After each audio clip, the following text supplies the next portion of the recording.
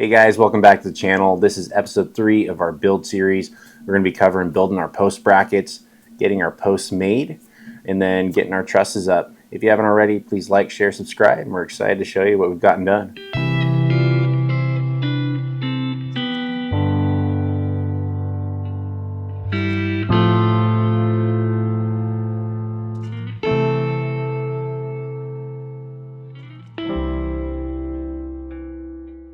Here we are in the shop. Today took about a half day. We got all of our brackets made. The bracket design I used, it's based off of some brackets I've used for other post frames I built that are commercially available. Since I'm building for my own house, I felt comfortable doing it. I've done a lot of fabrication work in the past. I have a lot of trust in my welding ability and being able to get sturdy brackets made. And at the end of the day, when you're dealing with 5-inch, quarter-inch plate, it's kind of hard to go wrong with it. So for me, growing up, I learned how to weld as a kid. I grew up on a ranch, I guess I should say a small ranch. We had about 40 acres. I learned a lot of skills from my dad and just really thankful for that. And one of those skills I picked up was welding. I guess my dad isn't the one who actually taught me how to weld. It's kind of a joke in our family that we learned to weld together, and then I quickly surpassed him, and so I ended up doing all the welding around our place, fixing tractor implements, building stall fronts. And, it's really been a blessing. It is something that I was able to make money with early on in Jordan and I's marriage. I did a lot of custom fabrication work, making railings and custom brackets and finishes for houses and such. It has allowed me to get nice equipment that I use on a regular basis. I use my welding equipment to fix my skid steer. I use it to make new attachments, the box grader attachment that we use to do all of our excavation with. That is something I made from some scrap steel I got for free. So it just gives you a lot of opportunities.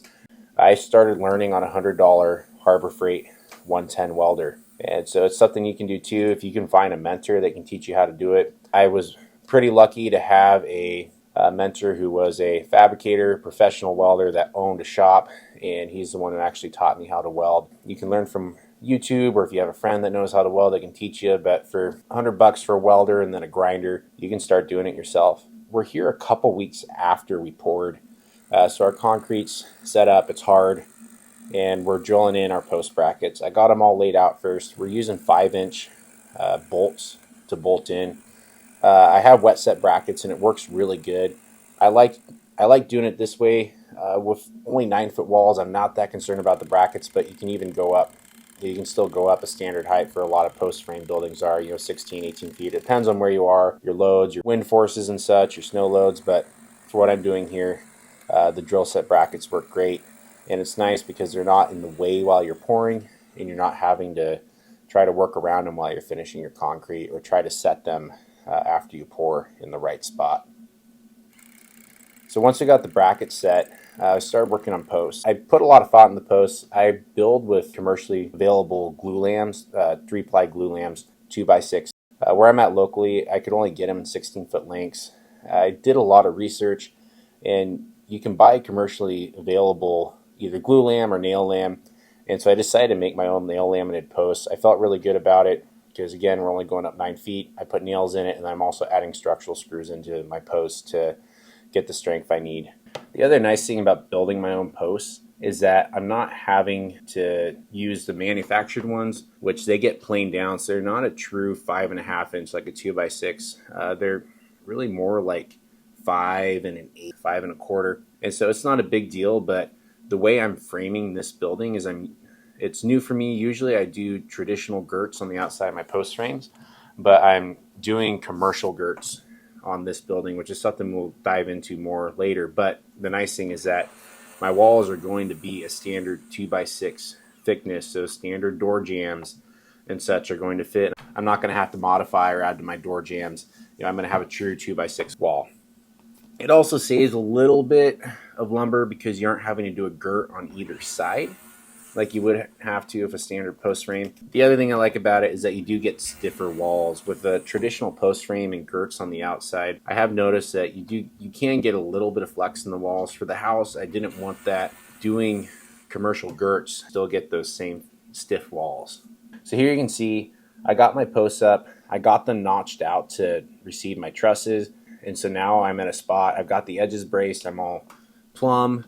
And so I'm ready to start setting my trusses. And Thankfully, my trusses came pretty quickly, and we were able to start getting them going. So you can see here what we're doing with the mini skid steer. Truss setting actually goes really smoothly. These are 30-foot wide trusses. They're not super heavy, and the mini skid steer does a great job of lifting them. So the post is set so that the center of the truss is where I want it, not necessarily having the post centered exactly. Because what I'm doing isn't what you'll see on a lot of traditional pole buildings on the West Coast where they sandwich the post in between two trusses. I have my trusses paired together. I like doing it this way, and from what I've read, the chance of two trusses failing in the same spot from imperfections in the wood and such is extremely unlikely. I nail my trusses together, and then I also add structural screws, and that gives you a really strong, reliable, redundant truss. You'll also notice that my purlins are not on top of the truss. I set them in between with hangers and brackets, and this is something we're going to touch more in the next video as we start sheeting the roof.